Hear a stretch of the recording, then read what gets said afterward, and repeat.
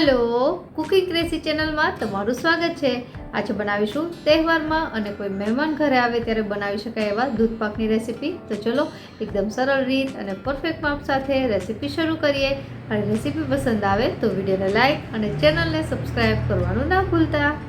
सौ प्रथम दूधपाक बनाववा माटे 2 टेबलस्पून जेटला बासमती चोखा लेशुं, जेने पाणीथी साफ करी लेवाना छे अने त्यारबाद ए पाणी काढी अने बीजुं पाणी उमेरीने आ चोखाने आपणे 15 થી 20 मिनिट माटे पलाળી लेशुं। ज्यां सुधी चोखा पलळे छे त्यां सुधीमां आपणे दूधनुं माप जोई लईए। तो मैं 1 लीटर जेटલું फूल फेट दूध लीधुं छे। मैं अमूल गोल्ड लीधुं छे। तमे कोई पण फूल फेट मिल्क लई शको, जेने आपणे एक जाडा तळियावाळा वासणमां लई लेशुं। અહીં નોનસ્ટિક કઢાઈ વાપરી છે, તમે સ્ટીલના જાડા તળિયાવાળા વાસણમાં પણ આ કરી શકો। હવે આપણે આ દૂધને ગરમ કરવાનું છે। તો સૌપ્રથમ આપણે મીડિયમ ગેસની ફ્લેમ પર એક વખત દૂધ છે ગરમ કરી લેશું। દૂધ છે ગરમ થઈ જાય એટલે સ્પેચ્યુલાની મદદથી ચલાવી લેશું। હવે આપણું દૂધ ગરમ થઈ ગયું છે અને જે આપણે ચોખા પલાળ્યા હતા એને પણ 15 મિનિટ જેવો સમય થઈ ગયો છે। તો આ પાણી છે કાઢી લેવાનું છે અને હવે આ પલાળેલા ચોખા છે આપણે દૂધમાં એડ કરી દેશું। ચોખા છે હંમેશા પલાળીને જ વાપરવા દૂધપાકમાં અને દૂધ પણ એક વખત ગરમ થાય પછી જ ચોખા ઉમેરવા। હવે એક વખત મિક્સ કરી દઈએ અને ત્યારબાદ હવે આપણે બીજી વસ્તુ ઉમેરીશું। તો સૌપ્રથમ અહીં 1 ચમચી જેટલું ઘી ઉમેરવાનું છે। ઘી ઉમેરવાથી જે ચોખા છે એકાબીજા સાથે ચોંટશે નહીં। અને ત્યારબાદ થોડું કેસર છે એનાથી દૂધપાકનો કલર ખૂબ જ સરસ આવે છે। હવે મિક્સ કરી લેશું અને જે ચોખા આપણે એડ કર્યા છે એને દૂધની અંદર જ પકાવવાના છે। તો મીડિયમ ગેસની ફ્લેમ પર સ્પેચ્યુલાની મદદથી સતત ચલાવતા જઈ અને આપણે ચોખા છે ચડે ત્યાં સુધી દૂધપાક છે બનાવવાનો છે, એટલે કે દૂધ ગરમ કરવાનું છે। તો વચ્ચે એક વાર ચેક કરીએ તો હજી ચોખા છે લાંબા થઈ ગયા છે પણ પૂરી રીતે પાક્યા નથી। હજુ આપણે આ ચોખા છે સરસ રીતે કૂક થઈ જાય એની માટે દૂધને ગરમ કરવાનું છે। તો મેં મીડિયમ ગેસની ફ્લેમ પર દૂધ છે એને આવી રીતે સ્પેચ્યુલાની મદદથી સતત ચલાવતા જઈને ગરમ કરી લીધું છે અને દૂધની ક્વોન્ટિટી છે થોડી રિડ્યુસ પણ થવા લાગી છે।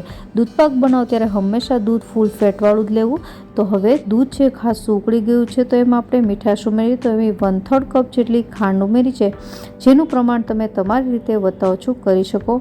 ખાંડ નાખ્યા બાદ દૂધને આપણે 5 થી 7 મિનિટ માટે જ ઉકાળવાનું છે, વધારે વાર નથી ઉકાળવાનો।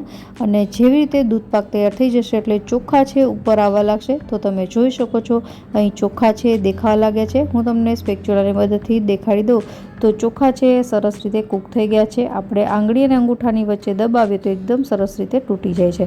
બસ દૂધપાક તૈયાર છે। હવે છેલ્લે ઉમેરવાનું છે 1/2 ટીસ્પૂન જેટલો એલચી પાવડર અને અહીં જાયફળ છે એને આપણે આવી રીતે ખમણીને ઉમેરી દેશું। તમારી પાસે પાવડર હોય તો એ પણ તમે ઉમેરી શકો। અને ત્યારબાદ હવે આપણે સૌથી છેલ્લે ઉમેરવાની છે 2 ટેબલસ્પૂન જેટલી ચારોલી। ચારોલી હંમેશા દૂધપાક તૈયાર થઈ જાય ત્યારબાદ જ ઉમેરવી, અને જો તમે પહેલાં ઉમેરો તો ચારોલી એકદમ સોફ્ટ બની જશે। હવે ઉમેરીશું 1 ટેબલસ્પૂન જેટલી પિસ્તાની કતરણ, 1 ટેબલસ્પૂન જેટલી બદામની કતરણ અને આ બધી વસ્તુને સારી રીતે મિક્સ કરી લેશું। તો દેખાવમાં કેટલો સુંદર લાગે છે આ દૂધપાક। બસ આપણો દૂધપાક તૈયાર છે। હવે આપણે ગેસ બંધ કરી દેશું અને આને એકદમ ઠંડો કરી લેવાનો છે। તમારે ફ્રીજમાં ઠંડો કરવો હોય તો તમે બીજા વાસણમાં લઈ અને એને ઠંડો કરી શકો છો। રૂમ ટેમ્પરેચર પર આવતા આ દૂધપાકને 1 કલાક જેવો સમય લાગે છે અને 1 કલાક પછી ચેક કરીએ તો જે આપણે ફૂલ ફેટ દૂધ લીધું તો એના લીધે ઉપરનું જે પડ છે એકદમ ઘાટું થઈ જશે। તો એને ફરીથી આપણે દૂધપાકની અંદર મિક્સ કરી લેશું। બધું જ મેં મિક્સ કરી લીધું છે અને એકદમ ટેસ્ટી એવો આ દૂધપાક છે તૈયાર છે।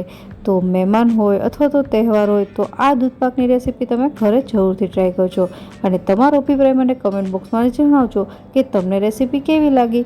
ફરી મળીએ નવી રેસીપી સાથે, ત્યાં સુધી બાય બાય।